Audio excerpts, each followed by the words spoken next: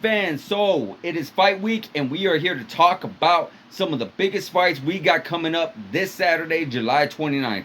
And one of them is the most important fight we have going on to this day in boxing, probably since Manny Pacquiao versus Floyd Mayweather. We got ourselves Errol Spence versus Terrence Crawford. To me, this is like almost fighting for the #1 pound for pound ranking. These guys are literally on the top of their game. These guys are still undefeated. These guys, excuse me, these guys are literally the welterweight class. This is literally going to be who is the very best welterweight of this time, of this generation. You got both of them undefeated. Both of them is still somewhat in their prime. Yes, should this fight have been made a couple years ago? Sure. But you know what? It's not too little too late with this one. It was for that Floyd Mayweather Manny Pacquiao one, but this one is not. These two guys are still on their A game. These guys are still knocking out opponents, still dominating the game.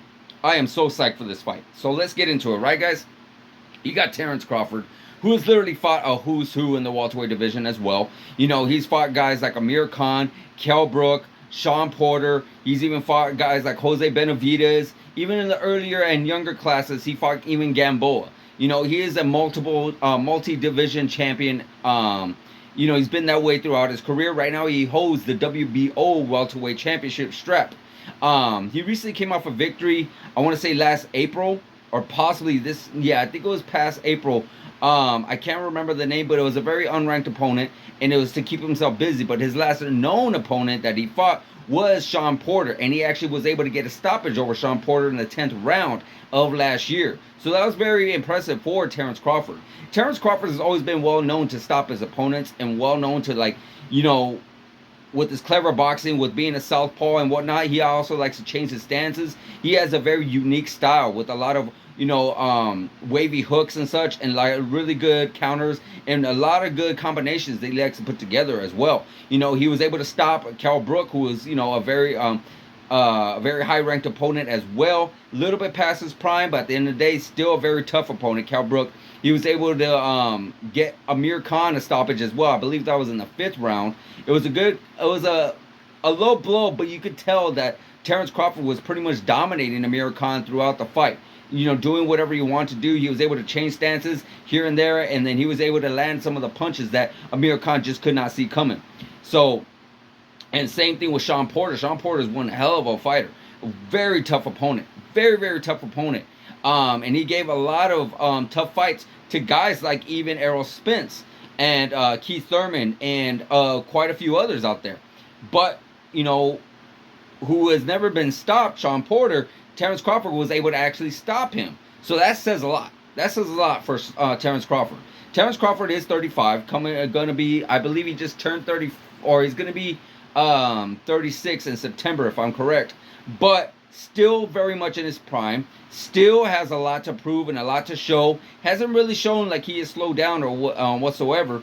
But he is definitely going to be a big favorite, in my personal opinion, going into this fight.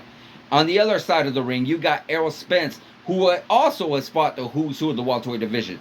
He has fought guys like Danny Garcia, like Kell Brook, like even Chris Algieri, like Sean Porter. Excuse me, I was just drew a blank right there. He was even scheduled to fight Manny Pacquiao, but unfortunately, I believe he had an eye injury. He was able to do that, but then he ended up fighting Ugast. I believe that's his name, Ugas. Sorry if I'm drawing a blank on that name right now. I might be pronouncing it wrong and whatnot.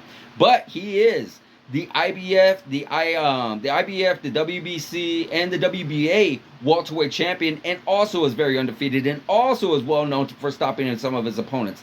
He actually was able to stop Kell Brook in his earlier days. He was actually able to defeat Lamont Peterson in his earlier days. You know, so he caught some of these guys that Terrence Crawford beat and knocked them out. He was actually able to stop them when they were somewhat in their prime.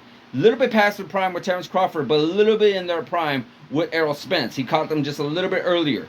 But still, nonetheless, towards the end of the career. But the ones that were in their prime was Sean Porter, was Danny Garcia, was Ugas, and they were actually able to give Errol Spence a little bit of a tough fight, but still, at the end of the day, Errol Spence was able to edge it out.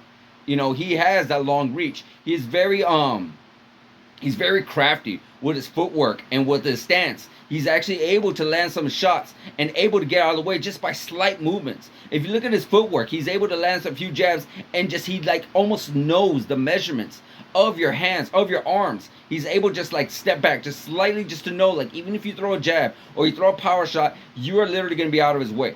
Like literally, he is going to literally show you, or not show you, but he's able to just step back just a few inches to where you're just going to complete miss him.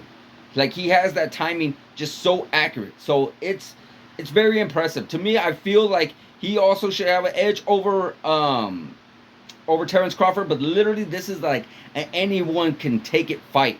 Literally anybody can go in there and literally do anything to them, I guess. Not necessarily do anything to them, but because these guys have never really faced each other, anybody like each other, it's going to be so tough to decide and so tough to really figure out who is actually going to win this fight. I only give Terrence Crawford just a little bit of edge because I feel like he has a lot more power and he has a lot more finishing ability.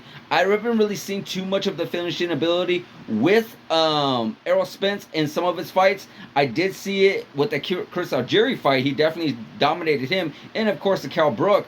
But when it came to the other upper echelon guys like Danny Garcia and Sean Porter, I didn't necessarily see it. But again, these guys are very tough fighters. You know, these guys are no punks. These guys are definitely the grade A of the welterweight division. You know, Terrence Crawford, I see like he's willing to take a little bit more chances, and he's willing to put things up together just a little bit more. So that's why I kind of give the slight edge to him, just a little bit. You know, when it comes to ring generalship, I feel like these both guys got it. When it comes to cardio, both these guys got it. When it comes to power, I would give it just a little bit to Terrence Crawford. When it comes to speed, I would give it a little bit to Errol Spence. So when it comes to the cornermen, these guys both, again, they're both undefeated. So the cornermen are doing something good. They're doing something right. So you can't really necessarily knock that whatsoever. When it comes to being at the big stage, I want to say a little bit towards Errol Spence because he has had a little bit more bigger pay-per-views than Terrence Crawford. Terrence Crawford has been on the big stage here and there, but nothing compared. You know, I think Errol Spence was actually in Dallas Cowboy Stadium. He's had a few big fights. Of course, like I mentioned, Danny Garcia and Sean Porter and even Ugas. And he was even scheduled to fight Manny Pacquiao. But that's no fault to Terrence Crawford either. You know, Errol Spence was able to get all that. Terrence Crawford, I know he wanted all that, but he had a few disagreements with his management team and whatnot. So a lot of things didn't quite go his way with his career. So that, you know, easier said than done. It is what it is. But at the end of the day, yes, you would give the big main events to Errol Spence. So at the end of the day, who's going to win? It's really hard to say, guys. It's really, truly hard to say. This is literally a fight that we've been waiting for so long. This is a fight we wanted for so long. Hell, we never even thought it was even going to be done. We heard about this fight potentially being made last year, but somehow did not get made. And then when they started talking about it, when they were talking about possibly making the fight this year, they were like, oh, yeah, sure, whatever. Yeah, it's going to get made. Whatever. Boom, here we are. We are just a couple of days away from Errol Spence, from Terrence Crawford, from the biggest welterweight fight that we have had in the past 10 years. I feel this is going to be one hell of a show. I feel this is going to be one hell of a fight, and I cannot wait to see this fight, guys. I know you cannot wait either. I am skipping over it. I will give a winner. My personal opinion, I do feel like Terrence Crawford might just edge it out in a split decision. My personal opinion, but don't quote me on that. I do not know for sure. I'm still a little bit on the fence. But guys, let me know in the comments of what you think. Who do you think is going to win this big showdown between welterweight GOATs right now? Hall of Famer welterweights right now. Our generation of Sugar Ray Leonard and Hitman Hearns. Let me know what you guys think in the comments. Like, subscribe, hit that notification button, and I'll see you guys in the next video.